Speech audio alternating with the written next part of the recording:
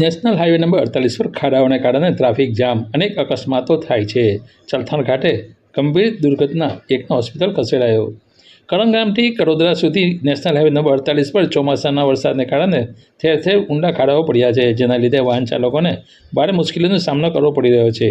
આ ખાડાઓને કારણે વાહન ધીમી ગતિએ ચાલે છે, જેના પરિણામે માઇલો લાંબી કતારો લાગે છે. આ સ્થિતિમાં ઘણા લોકો નાના વાહન, લક્ઝરી બસો, ટ્રકો અને ડમ્પર રોંગ સાઇડ ડ્રાઇવિંગ કરીને આવે છે, જેના લીધે અકસ્માતનું જોખમ વધી રહ્યું છે.